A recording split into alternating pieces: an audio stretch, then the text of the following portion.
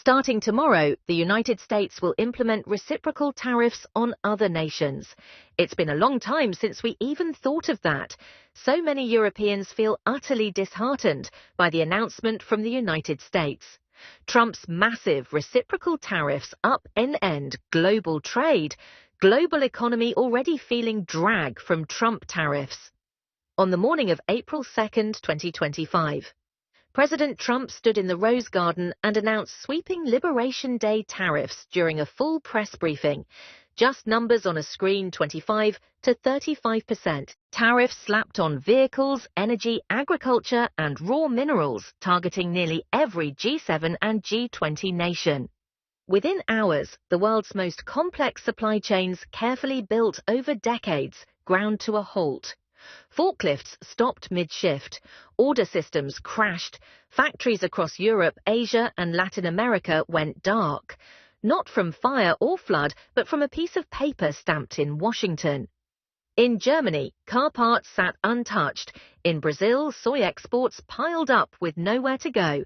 And on Wall Street, America's largest bank issued a chilling warning: a 60% chance of global recession. It wasn't just disruption, it was collapse, disguised as policy. Yet, amid the chaos, one nation moved fast and played smart. Canada didn't panic, it pivoted, while Washington alienated its allies. Ottawa signed deals, and as the dust settled, 7 of the world's biggest economies turned their backs on the US and turned toward Canada instead. In this video, we reveal how a quiet neighbor seized the moment, and whether America's tariffs are truly protecting industry or handing it away. Germany was among the very first to feel the full force of Trump's trade retaliation. On April 3rd, 2025, the US slapped a 25% tariff on imported cars, a move that blindsided Germany's automotive sector, known for tightly knit cross-border supply chains.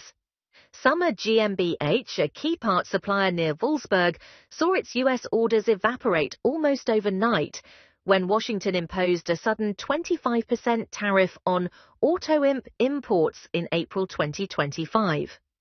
Within weeks, they forged a major deal to reroute German auto components through Canada. This move enabled companies like GM Canada to reopen production lines and begin rehiring. After the tariff shock, GM Canada adjusted its Oshawa operations, maintaining production but reducing the third shift, a move that impacted several hundred workers. The company attributed this adjustment to a shifting trade environment, further strained by new tariffs on Canadian-built vehicles under the Trump administration. The reopened facility began welcoming Canadian-made units, now tariff-exempt under the new Canada-Germany-US logistics corridor. Meanwhile, companies like Porsche and Mercedes, once dependent on the US-bound German parts, suddenly had a viable route to circumvent the tariffs. Contrast this with the situation just across the border. GM plants in Michigan, such as the Detroit Hammock Assembly, transferred thousands of layoffs amid part shortages and rising costs. As German engineers reprogrammed their ERP systems to ship to Ontario instead of Michigan, factories in Wolfsburg and Munich discovered that Canada offered a faster, smarter workaround. The scale of the shift became clear. In the span of 1 quarter, more than 70% of German auto parts originally destined for the US ended up in Canadian plants. A logistical reboot that redefined the journey of critical components. What's critical here is the broader message: tariffs intended to bring jobs home ended up redirecting them north, where trade was friendlier. Canada executed its pivot not with fanfare, but with precision, role switching overnight from bystander to central hub in the North American supply chain. Germany's pivot is the first domino in a wider story. 7 nations from Germany to Brazil are now turning to Canada to shield themselves from US protectionism. The ripple effect is clear. Tariffs, once meant to revive America's supply chains, are now helping reshape them. As Germany rerouted auto parts and industrial contracts away from the US, another key partner followed close behind, this time from Northern Europe. In early April 2025, the Trump administration's revived tariff strategy, rooted in policies from his first term, hit Denmark's green tech industry with full force, a sweeping 30% tariff on imported wind turbines and major subcomponents was enacted with no warning, targeting a wide range of equipment essential to U.S. utility-scale projects. The backlash was immediate. Companies like Vestas, the world's largest non-Chinese wind turbine manufacturer, called the move disruptive and damaging. According to a company statement released on April 6th, Vestas warned that the tariffs would ultimately result in higher electricity prices for U.S. consumers. The company also stated that it could not continue operations under such unpredictable policy swings. Danish officials, caught between preserving domestic jobs and holding export commitments, opted for speed over protest. By mid-April, Danish media and Bloomberg noted a clear pattern. Turbine blades, nacelles, and control systems began to bypass U.S. ports instead, arriving at Canadian facilities, a sign of shifting logistics in reaction to the tariffs. These ports, long overshadowed by larger U.S. hubs, became new logistical lifelines. In Halifax, equipment, once bound for Phoenix and San Diego, arrived weeks ahead of revised construction schedules. Canadian logistics firms expanded warehousing space, while engineering contractors began onboarding Danish tech partners for compatibility testing. By early May, Vestas engineers were on site in Nova Scotia, collaborating with Canadian firms to localize specs and ensure full grid integration. By redirecting exports quickly, manufacturers were able to preserve contracts and maintain operational flow. Industry groups in Copenhagen praised the government's agility and Canada's willingness to receive the redirected goods without delay or red tape. Meanwhile, the contrast in the United States was stark. In Arizona, multiple developers confirmed that wind projects were postponed indefinitely due to turbine shortfalls and surging costs. Industry representatives blamed policy whiplash from Washington, saying the tariffs came at the worst possible moment, just as U.S. states were scaling up renewable infrastructure. The protectionist policy had unintentionally choked supply-delayed construction and handed growth opportunities to a neighbor. What Denmark and Canada executed wasn't just a trade route, it was a structural adjustment. A new corridor of trust opened between two mid-sized powers, while the US, once the largest clean energy market in the hemisphere, watched from the sidelines. This isn't a story about turbines alone. It's about how fast a country can move when policy turns against it, and how another country just across the border can quietly absorb the benefits, building off Denmark's pivot. South Korea soon joined the shift, but its move involved high-voltage tech, not turbines. On April 25, 2025, Samsung SDI confirmed that U.S. tariffs, a structural adjustment. A new corridor of trust opened between two mid-sized powers, while the US, once the largest clean energy market in the hemisphere, watched from the sidelines. This isn't a story about turbines alone. It's about how fast a country can move when policy turns against it, and how another country just across the border can quietly absorb the benefits, building off Denmark's pivot. South Korea soon joined the shift, but its move involved high-voltage tech, not turbines. On April 25, 2025, Samsung SDI confirmed that U.S. tariffs, production value in South Korea. At the same time, it offered Canada a critical role in North America's EV supply chain. On the ground in Canada, this shift was palpable. Ontario-based manufacturing parks, once underused, now buzzed with activity. As U.S. ports slowed under tariffs, Canadian facilities, including Hamilton, quietly stepped in. Beginning in May, once rural logistics hubs began receiving container shipments from Asia, reloaded for destination in Ontario's EV assembly lines. Windsor's industrial plants, already working with Stellantis and other Automakers now expanded operations to support the growing workflow. Local industry sources confirmed that hundreds of technicians and support staff were hired as the redirection gave Canada a new foothold in high-tech EV production. Meanwhile, back in South Korea, the pivot had clear benefits. Samsung SDI's EVP Kim Yun-tae said the tariff pressure increased the cost burden. He also emphasized that the company would continue to closely monitor developments and shift manufacturing volume where it makes sense. Across the Pacific, USA. Automakers like GM and Ford faced rising battery costs. New tariffs were adding tens of dollars to each kilowatt-hour. EV project managers in Detroit and Michigan began warning of delayed launches and production shortfalls. One Midwestern electric truck plant was reportedly forced to slow its output rate due to battery supply issues directly tied to the tariffs. In the narrative of trade realignment, this move by South Korea is significant. It proves that tariffs on select components, like raw battery materials, can reshape global manufacturing routes without formal trade deals. Canada, with its open border skilled workforce and growing EV ecosystem, became the obvious alternative. South Korea's quiet pivot wasn't a headline grabber, but it mattered. It preserved domestic jobs, kept battery plants running, and added depth to Canada's EV manufacturing infrastructure. And once again, US protectionism seems to have supplied the map, and Canada drew the new route, just as French hydrogen and wind manufacturers were building momentum. Washington dropped a trade bombshell. On March 12, 2025, the US imposed 25% tariffs on steel and aluminum imports, critical raw materials for green tech components like electrolyers. That hit was followed by a bigger blow. On June 4, 2025, tariffs doubled to 50% under Section 232, dealing a crushing blow to France's green energy supply chain. Meanwhile, the sweeping Liberation Day tariff took effect on April 5, 2025, slapping a 10% universal tariff on nearly all imported goods, steel and aluminium excluded, but still sending costs soaring for renewable energy equipment.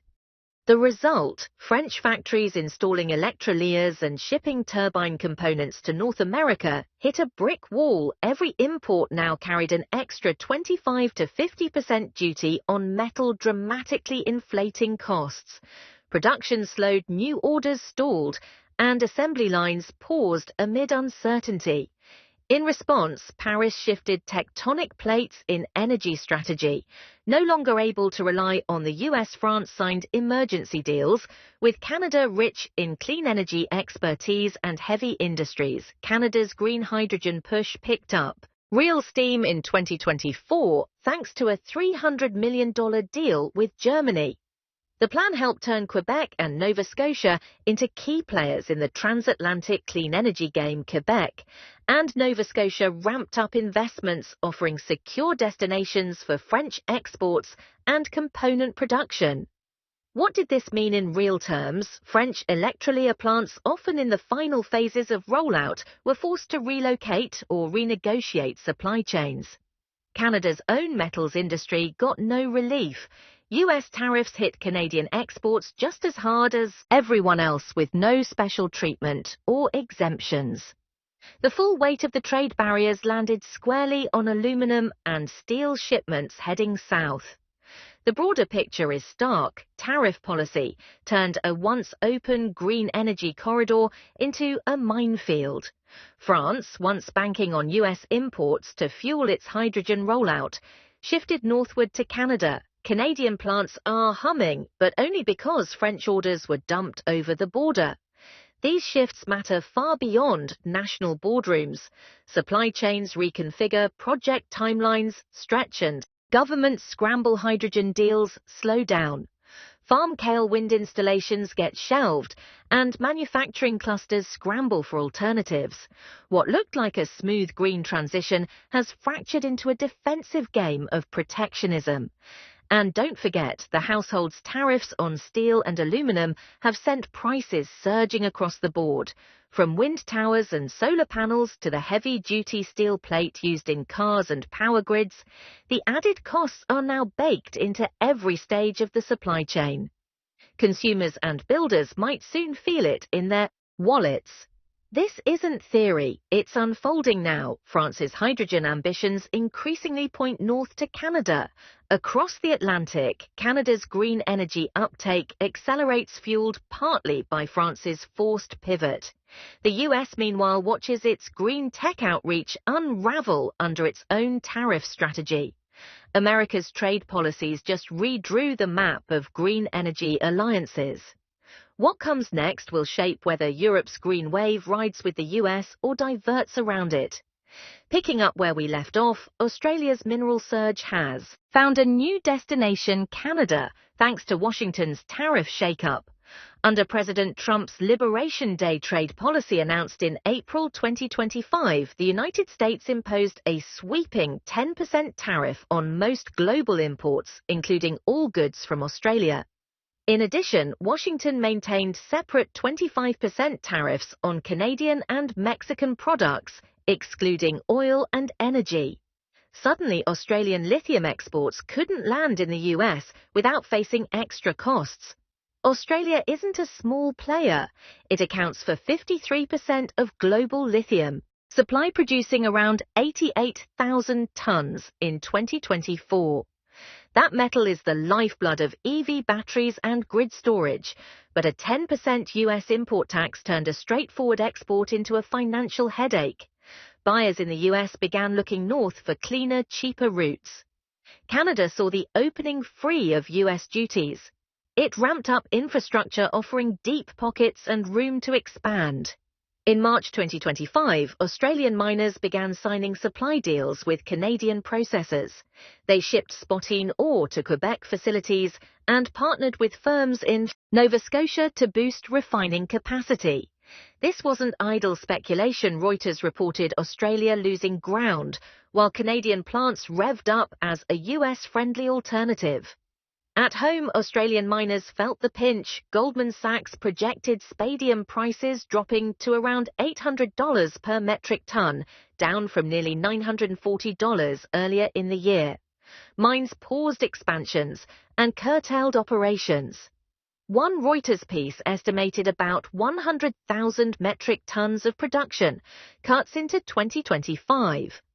That translated into layoffs and lost investment at a time when lithium demand continues to climb. Canada, for its part, scooped up the surplus. Quebec and Nova Scotia facilities hired engineers and shifted into high gear. Canadian ports started handling Australian shipments destined for Western markets, bypassing costly US routes. The result, Australia lost direct market access, while Canada positioned itself as the new bridge for critical minerals. The ripple effects extend far beyond mining towns. US clean energy ambitions, solar arrays, battery factories, EV assembly lines now rely on Canadian routes, not Australian ore. Supply chains are remapped, shipping lanes rerouted, and trade alliances rebalanced.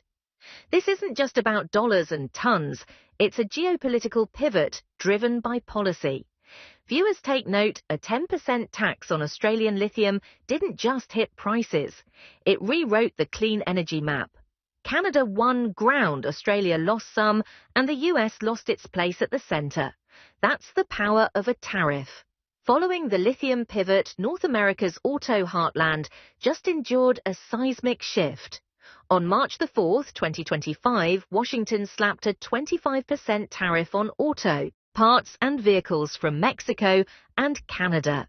The move triggered what industry insiders now call the Triangle Alliance scramble. Mexico, Canada and the US were no longer in sync.